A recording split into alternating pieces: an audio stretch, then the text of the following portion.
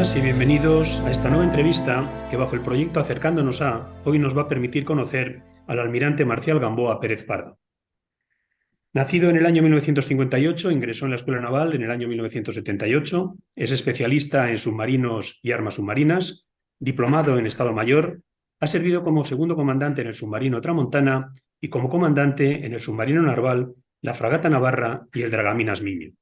Fue director de la Escuela Naval Militar, almirante director de Enseñanza Naval, jefe del Estado Mayor de la Flota, almirante jefe del Arsenal de Cartagena y almirante director de sostenimiento de la Armada hasta su pase a la Reserva. Desempeñó la dirección del Museo Naval y en la actualidad desempeña la dirección del Instituto de Historia y Cultura Naval. Bueno, en primer lugar, almirante, darte las gracias por acceder a esta entrevista a la Liga Naval, porque somos conocedores de lo complicada que suele ser tu agenda. Gracias a ti, querido presidente, querido amigo Juan, por darme esta oportunidad que sabes que correspondo encantado. La primera pregunta, siempre que entrevistamos a un marino de la Armada, parece obligada. ¿Marino por vocación o marino por tradición familiar? Pues mira, algunas me han preguntado eso y siempre digo lo mismo, por vocación, por afición y por tradición. No sé si primero la vocación y luego la afición o primero la afición y luego la vocación. Yo creo que primero la vocación, tienes esa llamada, luego esa afición que además la vas desarrollando y es la que también va alimentando, que duda cabe, que tu vocación y que te permite mantenerla. Yo me atrevería a decir que no solo intacta, sino que acrecentarla con el paso de los años. Y por último, que duda cabe, que a mí también me influye la tradición familiar, claro. Pertenezco a una familia a mucha honra de una larga tradición marinera. Y bueno, pues yo en mi casa pues veía a mi padre, a mi abuelo, etcétera, y yo veía que eran felices y que disfrutaban. Y entonces eso que duda cabe que también me debió influir. Y bueno, y después de 45 años, que hace ya que ingresé en la Escuela Naval, a punto estoy de retirarme, como sabes, pues volvería a empezar, sin lugar a dudas. ¿Cómo recuerdas tus primeros años de estancia en la Escuela Naval y muy especialmente aquel primer día que pisaste por primera vez aquellas instalaciones? El primer día que pisé la estación era la primera vez en mi vida que pisaba la Escuela Naval. A pesar de que mi padre era marino, nunca había tenido la oportunidad de ir a Marín, con lo cual yo me encontré allí. Además, en aquella época, hoy como sabes, se ha dicho, he sido director de la Escuela Naval, pues vienen los padres, acompañan a los hijos, en fin, es otra dinámica, ¿verdad? Pero en aquella te dejaban en el tren, para lo cual nos pasaportaban, y me acuerdo que las últimas palabras de mi padre era, bueno, adiós, hijo, y no quiero saber nada de ti hasta Navidad. Bueno, pues, como diciendo, ahora te sabes lo que te vas a... No sabes lo que te vas a encontrar, pero fácil no va a ser. Y efectivamente, claro, cuando atraviesas por primera vez la puerta de Carlos I, te entra la sensación de, no sé si de miedo, de eso a lo desconocido, etcétera. Además es que, claro, es muy bonita la entrada, seguimos manteniéndola igual.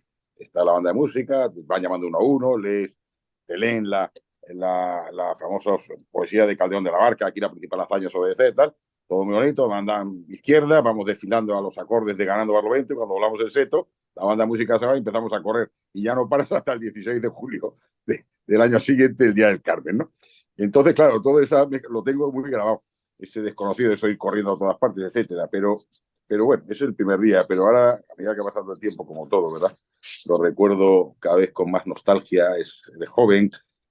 No digo ya una ilusión, porque la sigo teniendo, gracias a Dios, la he mantenido siempre, pero bueno, esas ilusiones de la juventud, esa energía, esos compañeros, algunos de los cuales ya han salido con el Señor, esos lazos indisolubles que se forman, esa formación integral que recibimos de primera clase, que además luego la he podido constatar siendo director de la escuela.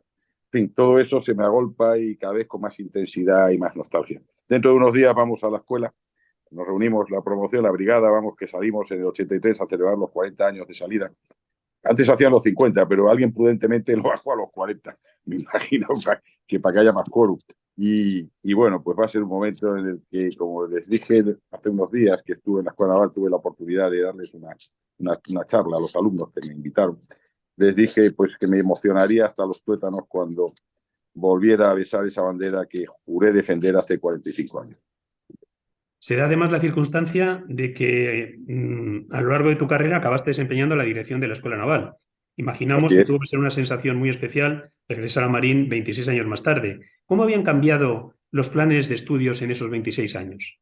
Pues sí, efectivamente fue una sensación muy especial, porque claro, yo no había vuelto a la escuela naval destinado nunca. Alguna vez a entrar mandando el submarino, entré, pero cosas así esporádicas. Claro, cuando estás allí de repente dices, no, no, que el director soy yo. Claro, tú la imagen que tienes, porque el tiempo es como si das un salto atrás, ¿no? te ves de guardia marina corriendo por la esplanada. Es más, a veces pasaba por el patio de aula, atención, combate director, y casi me ponía yo firmes también. Y pronto no, que el director soy yo. Quiero decir que es una sensación muy bonita y muy especial, donde además te asaltan de repente recuerdos que tienes ahí al pasar por sitios y te ves de guardia marina ahí en ese sitio. En fin, es un destino enormemente gratificante. A la vez de demandante, que duda cabe que tienes ahí 600 chavales y chicas, chicos y chicas que están bajo tu responsabilidad y que son el futuro de la Armada. Y algunos de ellos, como siempre les decía a las visitas, digo, esos que están corriendo por la esplanada, alguno algún día será jefe estable de la Armada, otro será almirante personal. Afortunadamente ellos no lo saben todavía, pero así es, o sea que teníamos una enorme responsabilidad. Dicho eso, yo tuve un reto muy bonito y muy interesante que fue el cambio de planes de carrera, ¿no? Que bueno, la Armada en sus 300 años desde que se crea el Real Colegio de Guardias Marinas por Patiño ha tenido varios planes de carreras y además todo se va repitiendo porque cuando se crea pues había una parte que eran profesores civiles, en fin, que aquí como suele decirse está todo inventado. Pero es verdad que teníamos un plan de carrera, teníamos que meter otro, o implementar otro, convivir con dos planes de carrera distintos. En este segundo estábamos adscritos y seguimos adscritos a la Universidad de Vigo, con una titulación que elegimos cuidadosamente, que fue la de Ingeniería Mecánica dentro de la rama, ¿no? De la organización industrial. Bueno, y todo eso pues fue un reto que nos obligó a trabajar mucho, pero bueno, que salió adelante y creo que satisfactoriamente. Elemento importante en la formación de un marino de la Armada, imaginamos que es el paso por el Juan Sebastián Elcano. ¿Qué significa este barco para la Armada? Juan Sebastián Elcano es eso, como siempre decimos, nuestro embajador y navegante, va camino del centenario, está súper bien mantenido, con lo cual esperemos que pueda durar todavía muchos años. Y ese barco es fundamental para esa formación integral de la que hablaba antes, ¿no? Estar en la mar conviviendo tan estrechamente durante tantos meses, luchando muchas veces contra los elementos en su mayor expresión, ¿no? de rudeza en las maniobras generales, etcétera, en las que participan todos los guardianes, observando como antaño, bueno, no como de época no había cuadrante, pero sí con el sextante, ¿verdad? Etcétera, etcétera, pues es una formación fantástica. La verdad es que además, ahora que estoy leyendo un poco sobre la Marina Ilustrada, de la Ilustración, por aquello de, como sabes, estamos este año en el 250 aniversario, ¿verdad? El fallecimiento de Jorge Juan, exponente claro de la Marina de Ilustración. Y por eso este año dedicamos la jornada histórica de la Armada el día 3 de mayo a la Marina de Ilustración. Por eso haremos una exposición de Jorge Juan en noviembre de la Marina de Ilustración, etcétera. Pues leyendo un poco sobre todas estas cosas, pues, dices, si es que la Marina de hoy es los cimientos de la Marina son los de la Marina de Patiño y Ensenada, Marqués de la Ensenada, fundamentalmente. Muchas cosas adaptadas adecuadamente siguen estando plenamente vigentes porque han funcionado. Y una de ellas es lo de la formación. Patiño quiso que fuese el guardiamarina, cuando crea el Real Colegio, el guardiamarina tuviese la formación ilustrada que tenían los franceses, unido a la formación en la mar que tenían los británicos. Y eso salió, pues, lo que salió, una saga de grandes marinos, que eran científicos y marinos, y marinos, y además que muchos de ellos murieron en combate, ¿no? Y entonces se sigue haciendo, y el Cano es un exponente de ello. La formación técnica, marinera, científica, por supuesto social, que también aporta. El barco es un embajador y tú eres un trozo de España allá donde estés. Todo eso, unido al hacerte a la mar y a convivir en la mar, pues es fundamental. Por lo cual el Cano, el Juan Sebastián Elcano, además de un buque que cualquier oficial de la Armada, o mejor dicho, a cualquier marino que haya estado en el Cano, le preguntas por el Cano y te pondrá probablemente los ojos en blanco y te dirá el Cano. O sea, es algo muy especial, es algo muy especial. Como la mayor parte de los marinos, imaginamos que tu vida ha estado repleta de cambios de destino, lo que lleva aparejados, cambios de colegios, vivienda, ciudad, etcétera. ¿Cómo lleva la familia de un marino de la Armada este tipo de vida? Que duda cabe que nuestras familias son los, entre comillas, mayores sufridores. Pero bueno, al mismo tiempo también, pues, como digo, se enriquecen de la experiencia que supone el ir cambiando de distintos destinos, el estar en distintos ambientes. En el caso de mis hijos, que tengo unos cuantos, el cambiar de colegios con tanta frecuencia. Uno de mis hijos siempre dice, papá, en un año estuve en 3 colegios. Y es que es verdad, acabamos en Rota, llegamos a Madrid y al año escaso me mandaron a Marín. Con lo cual el tío, desde o sea, desde el septiembre o agosto de un año a septiembre del otro había hasta en 3 colegios y además en 3 comunidades distintas, con lo que ello conlleva, sobre todo hoy en día, ¿verdad? Pero eso también les enriquece, pues les enseña a saberse adaptar y a saberse, y yo se lo noto, ¿no? Que no, a perder el miedo a eso de ir a un sitio desconocido, etcétera. Ahora, dicho eso, claro, esas separaciones, cuando los dejas y te vas meses y llamas a casa, hoy con los móviles tal, pero llamas y todo era sin novedad. Y luego al volver te contaban todas las novedades que había habido, ¿no? Menganito se rompió un brazo, Zutanito tal. Todo eso, pues yo siempre digo que yo no me queda tiempo ya en la vida para devolvérselo sobre todo a mi mujer, ¿no? Que siempre me ha apoyado, me ha seguido y me ha permitido hacer lo que me ha gustado y gracias a ella pues he llegado a lo que he llegado y bueno, pues solamente eso. No tendría tiempo en la vida ya para devolvérselo, ¿no?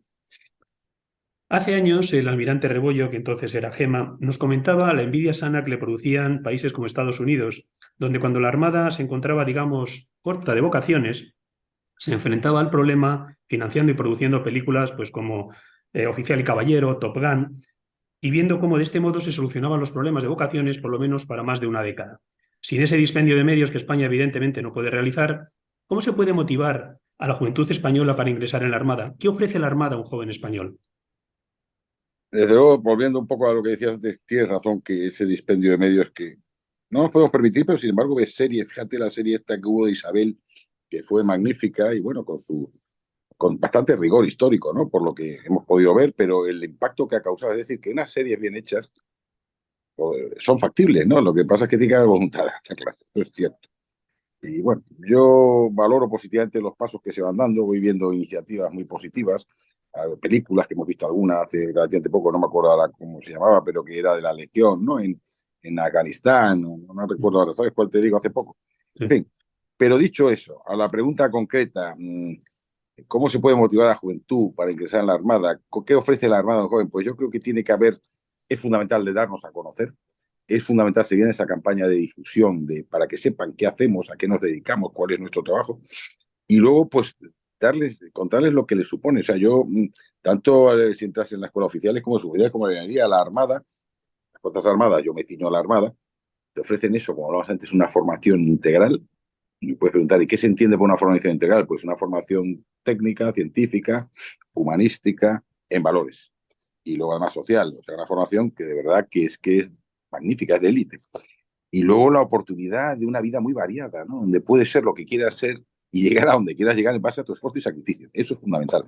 Entonces, todo eso yo creo que te hace crecer. Aquí vivimos la vida a crecer, ¿no? No a quedarnos estancados, sino a ir creciendo y emplearla a tope. Y eso te lo ofrece la Armada, ante una variedad tremenda, desde la marina científica, la marina de submarinos, la arma aérea, los barcos, las dependencias, en los cuerpos en los que ingreses, ya sea el cuerpo general, infantería marina, en tendencia, etcétera. Y lo mismo para las distintas especialidades del cuerpo suboficiales o de la marinería y tropa. Entonces, yo lo que diría al joven que además yo creo que el joven, por mucho que cambien los tiempos del joven, al final siempre es generoso. A lo mejor hay que despertarle esa generosidad o hacérsela ver, pero es generoso porque va implícito en la juventud. Pues hacerle ver esa oportunidad que tiene de crecer, de ser mejor y de disfrutar de una carrera variada en la que luego nunca se va a aburrir, ¿no? Yo lo enfocaría por ahí. De luego, para eso hace falta mucha difusión y emplear todos los medios que tenemos hoy, que son muchos, pues para poder hacerle llegar a todos los estratos, ¿no? De todos tus destinos, ¿cuál fue el más motivador y por qué? Uy, eso es una buena pregunta, presidente. Dices, todos son buenos. Los mandos, desde luego, fantásticos. Cuando mandé el primer barco, mandé a Fundar Minas, me creía que estaba mandando un acorazado, ¿no? O sea, que estaba yo y dije, después de esto no creo que pueda ser nunca más feliz. Cuando fui comandante de un submarino, acabé el mando de un submarino, que fue fantástico, dije, bueno, ya después de esto imposible. Luego mandé una fragata y estuve encima desplegado y dije, bueno, ya, con presiones. Y yo dije, no. Pero llega a la escuela naval, y yo nunca había pensado en ser director de la escuela naval, nunca había estado en la escuela naval, no tenía y me nombran director de la escuela naval. Porque entonces ya sabes que los destinos de capitán de navío ya no pides. Bueno, manifiestas tus preferencias, pero normalmente la Armada, supongo que con muy buen criterio no hace caso y te da lo que cree que debe darte.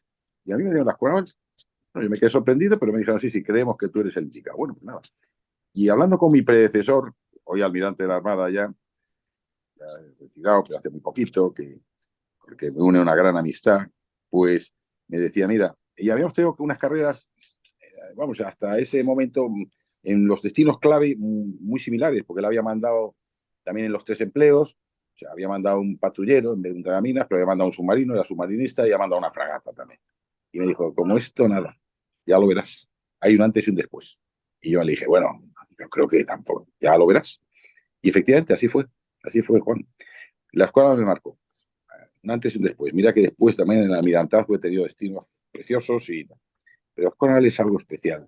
Y no porque el enclave sea maravilloso, que lo es, ni porque el entorno social en que te mueves sea estupendo, que también lo es, y tienes muchas oportunidades, sino porque estás trabajando diariamente con ilusiones. Cada vez que ves correr a los chicos por la esplanada, los ves entrar en clase, ahí de clase, ves esa juventud, chicos y chicas, claro, pues ya sabes que tenemos un componente femenino ya cada vez mayor, ves el futuro con esperanza. Dices, estos son chicos jóvenes, no son extraterrestres, no han venido de otro planeta, son chicos que han decidido abrazar esto por una vocación, que nosotros tenemos la obligación de acrecentarle y darles además una formación. Y entonces eso es un reto ilusionante que te llena muchísimo. Y yo creo que eso es lo que más me ha marcado y la que me ha motivado. Todas las mañanas bajaba con la sonrisa, muchas veces con grandes problemas, porque como les decía siempre, la escuela te da grandes satisfacciones, pero también grandes disgustos, que te lo dan los chicos, siempre son los chicos, claro, como es lógico. Pero era altamente motivador porque te das cuenta que tenías el futuro de la Armada en tus manos. Y eso es muy motivador, claro. Es vaciarte, te tienes que vaciar y contagiar con tu entusiasmo a tus oficiales para que yo les decía, aquí lo más importante es que les transmitáis vuestra ilusión y vuestra afición. Lo demás está bien, pero eso es lo más importante.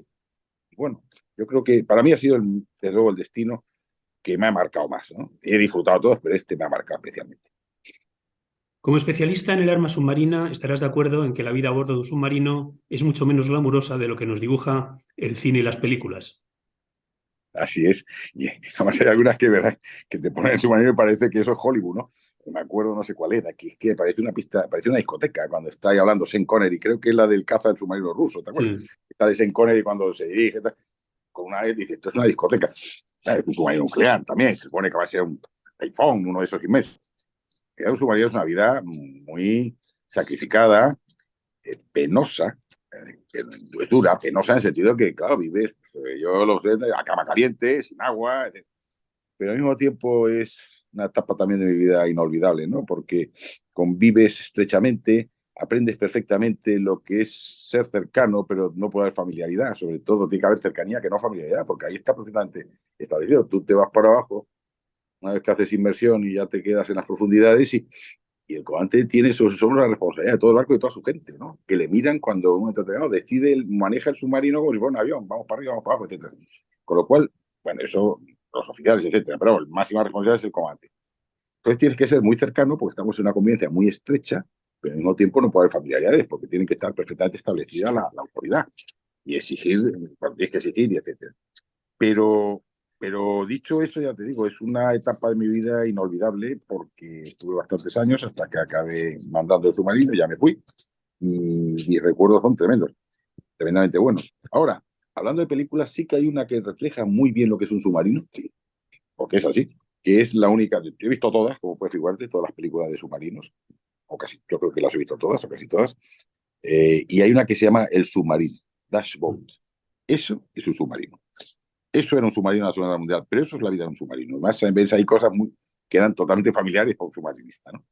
Y cuando dicen, ay, los ataques con carga, eso eran los ataques con carga. Y el que perdía los nervios, claro que perdía los nervios. Y el comandante aguantando el tipo, nos ha fastidiado. O sea, que hay películas, algunas que están bien hechas, ¿no? Pero efectivamente no es glamurosa, es dura, es penosa en el sentido de esto, pero es altamente gratificante. Y la camaradería también y los lazos que se forman en esos años a todos los niveles y con toda la gente, o sea, desde con los suboficiales, con los oficiales, con tus compañeros, con los oficiales, con la mayoría, son para siempre. Son para siempre. Y cuando nos encontramos los submarinistas, pues es algo especial. Y me encuentro con gente con la que he servido en submarinos hace muchos años, que ya se ha retirado también, se ha retirado pues eso de su oficial, pues de alta navío, etcétera. Y enseguida traemos los recuerdos y disfrutamos como enanos, como dicen. Hablando de submarinos, recientemente se ha vuelto a suscitar el proyecto de reconvertir el Tonina en museo naval flotante en la ciudad de Cartagena. Dado tu conocimiento de la ciudad y de sus instituciones locales, ¿qué posibilidades otorgas al buen fin de este proyecto? Mira, ahora soy optimista. Si me hubieras preguntado hace unos meses, te hubiera dicho que no lo veía nada claro, pero hace muy poco ha resurgido la comunidad de autónoma, ¿no? De Madrid, de Murcia, el gobierno. Ha invertido el director general de Cultura, don Pablo Braqueais, se lo ha tomado con mucho cariño y ha metido una cantidad significativa para arrancarlo. La alcaldesa de Cartagena también. De hecho, el otro día, no sé si viste la noticia, que hizo superficie un submarino, el Peral, aquí, delante del museo, en el Paseo del Prado. Bueno, evidentemente, un modelo en espantal, pero en fin, estuvo ahí 3 días y ella lo dijo allí. O sea que ahora mismo sí que veo yo que eso vaya avante y así debe ir, porque si no, claro, el ex Tonina lleva ya varios años ahí arrumbado en el carenero de Navantia y lógicamente ya no puede estar mucho más, con lo cual, o ahora o nunca. Y me parecería una pena que la cuna de los submarinos, donde he estado siempre la Armada Submarina, no tenga un submarino musealizado. Y bueno, yo ahora, honradamente, creo que hay voluntad política y que es lo muy importante. Los empresarios, el círculo empresarial de Cartagena también, la autoridad portuaria creo, bueno, porque creo también está implicándose, con lo cual yo creo, y la Armada, por supuesto, desde el principio, y yo espero que esta vez salga adelante. Llegaste a la dirección del Museo Naval de Madrid en febrero del año 2020. ¿En qué consiste básicamente el día a día de un director de un gran museo como este?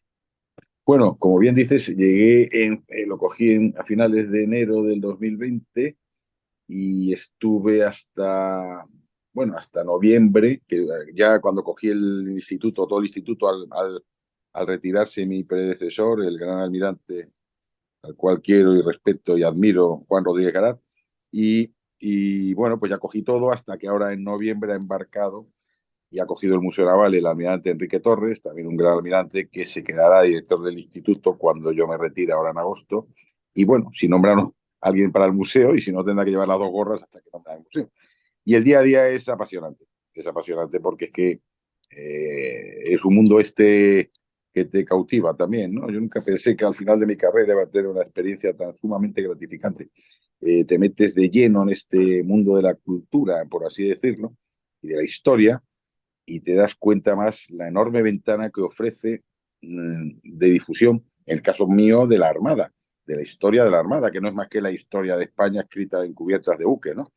Pero, pero la contribución además que puedes hacer a eso, a transmitir la cultura naval a nuestra sociedad para que conozcan nuestra historia y se sientan orgullosos de ella. Pero el día a día pues va desde, pues eso, y ahora en el instituto, pues para qué te voy a contar, ¿no? Ahora con los archivos, que además estamos a punto de abrir, ahora una sede, cuando no la biblioteca, cuando no el departamento de estudios con algunas conferencias, jornadas, etcétera, y el museo pues con las preparaciones. Siempre tiene que ser una cosa dinámica, no puedes pararte, porque si te paras te vas para atrás. Y siempre tienes que estar pensando en exposiciones, pensando en conferencias, también dentro del propio museo divulgativas, etcétera, etcétera, etcétera. Visitas que recibes, visitas que tienes que atender, entrevistas, etcétera, etcétera, etcétera. O sea que es un no parar, ¿eh? Yo a mi mujer cuando me pasé a la reserva hace 4 años y me ofrecieron esto, le dije, bueno, mira, voy a aceptarlo porque, en fin, pero yo creo que me ha dicho el que estaba Juan, la Juan Rodríguez Garat, no te arrepentirás, esto no es venir aquí a cuidar piezas, es mucho más, ya lo verás. Tal, y me dijo ella, bueno, pero esto, dije, no, no te preocupes, esto es un destino a la reserva, tranquilo, vamos. Y ahora me dice, me engañaste, una vez más me has engañado, porque no solo es tranquilo, sino que llego a casa más tarde que nunca, porque claro, como tú sabes, por las tardes muchas veces es cuando tenemos todo, y claro, pues llegamos muy tarde, ¿no? Entonces, es muy demandante, pero altamente gratificante y nada estresante, lo cual es muy bueno. Trabajar mucho sin estrés, ¿dónde hay que firmar, no? Vamos a hablar, si te parece, almirante, ahora de archivos. El Sí, público en general desconoce la relación que existe entre los archivos del Viso del Marqués y la Armada. ¿Qué puedes decirnos al respecto?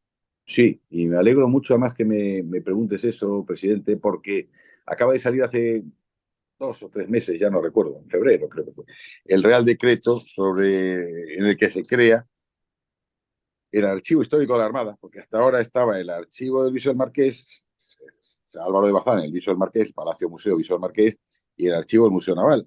Pero ahora con esto se ha creado el Archivo Histórico de la Armada con dos sedes. La sede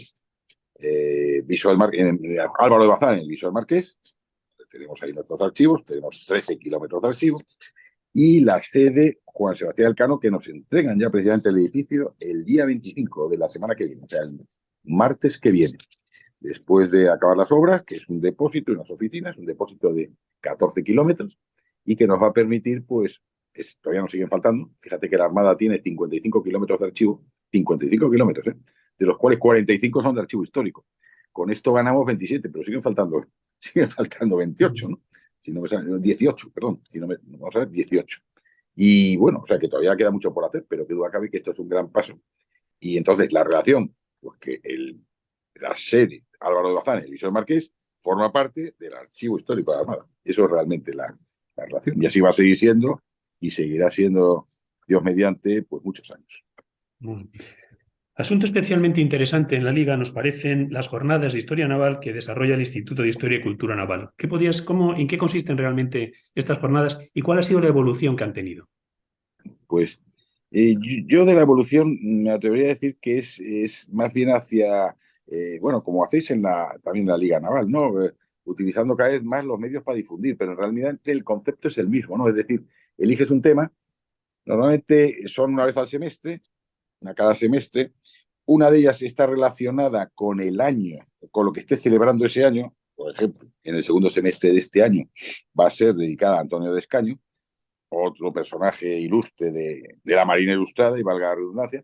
Pero esta es del primer semestre que acabamos de celebrar, pues a lo mejor es de un tema, que en este caso han sido las batallas anglo-españolas pues esa, de que hubo del 1000, yo para la fecha soy muy malo, pero es del 1586-85 al 1604, con Felipe II e Isabel de Inglaterra.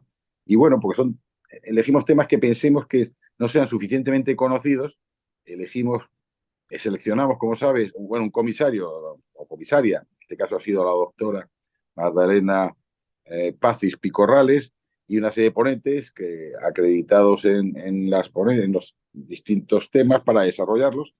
Y bueno, esa es la idea. Durante 3 días, en sesión de tarde, de dos ponencias diarias habitualmente, con un coloquio posterior.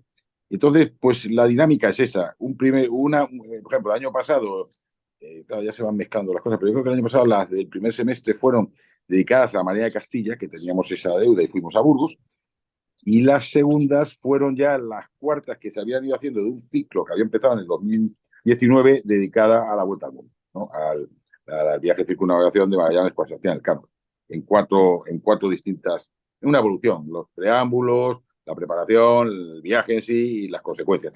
Y esa es un poco la dinámica, presidente, un poco buscar uno relacionado con el año. ¿Por qué? Porque el año pasado, por cierto, estuvieron dedicadas porque fueron los 3 años que hemos celebrado el quinto centenario, y el año pasado es cuando se acababa, ¿no? Y entonces, pues por eso una siempre está dedicada a algo dedicado a ese año. De hecho, la jornada histórica de la Armada del año pasado también fue dedicada a Juan Sebastián Elcano. Y otra, pues de un tema que escogemos que pensamos que es de interés conocerlo, porque o no se ha trabajado mucho o incluso es totalmente desconocido. Muy bien. ¿Por qué crees que los españoles viven de espaldas al mar y apenas conocen nuestra historia marítima y naval? Yo, honradamente, no tengo muy claro que vivamos de espaldas al mar, y menos en los tiempos que corren, ¿no? Porque hoy que hay tan fácil el moverse de un sitio para otro. Otra cosa es, o sea, la gente conoce el mar. Otra cosa es que sea consciente de que España es un país marítimo por naturaleza, y que más del 80% de su supervivencia entra por la mar, ¿no? Y o sea, que dependemos totalmente de la mar. Ahora, que conozcan y que se den cuenta que España ha sido grande siempre que ha mirado al mar, y que solo se puede entender la historia de España mirando al mar, y que además, cuando hemos tenido los mayores de momento, mayor auge es cuando hemos tenido una fuerza naval que ha sabido estar en el sitio y hacerse valer, y los mayor declives cuando la hemos perdido, o sea, cuando en definitiva hemos tenido o hemos perdido ese poder naval. Eso ya es otra historia, efectivamente. Y yo pienso que es desconocimiento. Y volvemos a lo mismo. Para eso estamos, ¿no? En el Instituto de Historia Cultural, para eso estáis vosotros, todos los que trabajamos en difundir esa historia, difundir ese pasado, ese presente, y esa necesidad de fomentarlo para ir a un futuro deseado. Pero ahora que viva de espaldas al mar, yo creo que no es que desconoce lo que supone la mar, a pesar de ser un país totalmente marítimo. Pero bueno, creo que vamos avanzando. Realmente yo creo que vamos avanzando. ¿Crees que el papel de la Armada es suficientemente conocido y sobre todo reconocido por la ciudadanía española? Un poco más de lo que estamos hablando, ¿verdad? Creo que es eso, más de lo mismo. Es necesario, somos valorados, porque las Fuerzas Armadas, si ves las encuestas tal, siempre es de las instituciones más valoradas. Ahora, Sí. la necesidad de esa defensa nacional, concepto de defensa nacional, concepto de tener unas Fuerzas Armadas que garanticen ese bien intangible, pero que lo damos por hecho, que es seguridad. Y para lo cual te hacen falta tener, que te permite esa libertad, libertad para vivir, te permite esa democracia, te permite todo esto. Eso yo ya no lo tengo tan claro. Y eso es donde, aunque valoro muy positivamente todos los esfuerzos que se están haciendo y las campañas que están haciendo, hay que seguir insistiendo mucho para que el español perciba que tiene que invertir, no para tener unas grandes Fuerzas Armadas, sino unas Fuerzas Armadas con la adecuada capacidad de disuasión para, de acuerdo con sus compromisos, los compromisos que lógicamente tenemos por estar en el club, ¿no? De la OTAN o el club de la Unión Europea, etcétera, porque la defensa, la seguridad no es gratis, hay que compartirla, pues hace falta invertir y que esa inversión no es gasto. O sea, ese gasto no es gasto, es inversión. O sea, que cada euro que pones se revierte en el doble y entre otras cosas en eso, ese valor, ese bien que es la seguridad, ¿no? Yo lo ¿Qué veo así. papel- Perdona, almirante, pero sigue, que es que te he interrumpido. No, que va, que eso, que yo creo que es seguir difundiendo y nosotros desde la parte que tengo nuestra cultura naval para esa cultura de defensa que está dentro de la cultura dentro de la cultura de defensa y en definitiva que el español perciba esa necesidad de tener unas fuerzas armadas adecuadas para defender su libertad. Muy bien. ¿Qué papel juegan instituciones como la Liga Naval dentro del sector marítimo español? Pues, pues todo lo que estamos hablando es primordial, es meritorio y además es un factor multiplicador. Creo que además hoy en día en un mundo como el que nos toca vivir, dicen globalizado, pero efectivamente, globalizado, pero sobre todo con tantos medios como tenemos que estar siempre ha habido que hacerlo, pero hoy más que nunca, sumar esfuerzos, sinergias para eso, mandar ese mensaje bueno, yo de verdad que valoro muy positivamente, creo que vamos avanzando. Y luego además otra cosa importante, difundir también nuestra historia, ¿no? Para evitar que otros la escriban por nosotros, que quizá el problema que hemos tenido también. Han escrito la historia por nosotros, hemos dejado que escribieran la historia por nosotros. Eso lo decía mucho mi predecesor, mi antes Rodríguez Galati, y yo lo corroboro y lo voy diciendo también. Nos quejamos muchas veces de la leyenda negra, nos quejamos, pero es que hemos dejado que escriban por nosotros, con nuestra connivencia, si me permites la expresión, pasotismo, pero es la realidad. Entonces ahí tenemos una labor muy importante que realizar. Y yo veo que hay una reacción, ¿no? Que cada vez ves más personas, más instituciones, más, más de la propia universidad, profesores, trabajando en este sentido y yo creo que lo que tenemos que hacer es eso, todos unidos, sumando esfuerzos y apoyándonos unos a otros, porque todos trabajamos por lo mismo al final, ¿no? Que es difundir nuestra historia y nuestra cultura. Muy bien. Ya para finalizar, almirante, un pequeño cuestionario. Una ciudad. Uy, eso yo de verdad que no es que sea gallego, que tengo gran parte mía gallega, ¿eh? Soy gallego y ya sabes tú que el gallego no se moja, ¿no?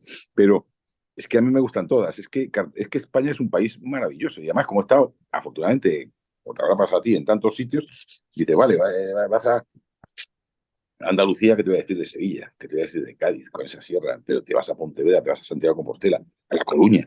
Pero es que a donde vayas, es que a donde vayas tenemos un encanto. Entonces, yo ahora mismo, como dice, no me mojo. Me agarro a mis raíces gallegas y para mí todos. España en sí es un país maravilloso y somos muy afortunados de vivir aquí. Bueno, a ver si te mojas con esta. Un marino. Sin lugar a dudas. Álvaro de Bazán. Marino invicto que, como dice, ¿no? Al fiero turco en el panto, la tercera francés y en toma de inglés. Álvaro de Bazán es para mí el gran marino vamos, por autonomía. Y además era un líder. Eh, a su letra, pero lees sobre él y era buena persona. Bueno, no voy a decir que otros fueran más, pero que era una persona, eso, que en su tiempo, porque hay que ver en la época que él vivió, era una persona cercana. Ahora, luego él era un caudillo. Ahora, Un escritor, una escritora. Cervantes. Cervantes dice, ¿por qué? Pues el Manco de Lepanto, ¿no? Sí, porque me encanta, porque además el Quijote, lo he leído ya varias veces, pues nunca me cansa de leerlo, siempre aprendo, siempre veo cosas que es sabiduría. Y luego además era un hombre que efectivamente fue de infante de marina, lo que tú, pero fue soldado. Entonces me siento identificado con él, por las dos razones. Vale. ¿Un pintor, una pintora? Pues yo barro para casa aquí, los que tenemos en el museo. Claro, podía hablarte de Goya, tal, que me encanta, claro, Velázquez, ¿cómo voy a decir que? Pero yo ahora, por como donde estoy, porque he tenido la suerte de poder verlo, me encanta Rafael Monleón, tenemos cuadros preciosos de Rafael Monleón en el museo, me encanta Brugada y me encanta Cortellini. Y ya para finalizar, ¿el mar o la mar? Sin lugar a dudas, la mar, la mar, la mar siempre en femenino. La mar es vida, la mar es de donde sale la vida. No podríamos vivir sin el agua, sin la mar. La Muy mar bien. es como las mujeres, tienes que quererla y respetarla. Siempre mi abuelo me decía, la mar, quiérela, pero respétala, porque si no acabas pereciendo en ella, es peligrosa. Y eso te fomenta también esa devoción que tenemos todos los hombres de mar, hombres y mujeres de mar, a la Virgen del Carmen, ¿no? Porque el que no sepa rezar, pues qué duda cabe que vaya por esos mares y lo aprende rápido sin que nadie se lo enseñe. Muy bien. Bueno, pues nos queda despedirnos, almirante, dándote las gracias por las facilidades que nos has dado para realizar esta entrevista, que a buen seguro yo creo que va a permitir un mayor conocimiento del papel que juega la Armada en nuestro país. Así que muchas gracias y como siempre decimos en la Liga, buena mar. Muchas gracias a ti, querido presidente, y también te deseo buena mar y buenos días. Muchas gracias. Muchas gracias.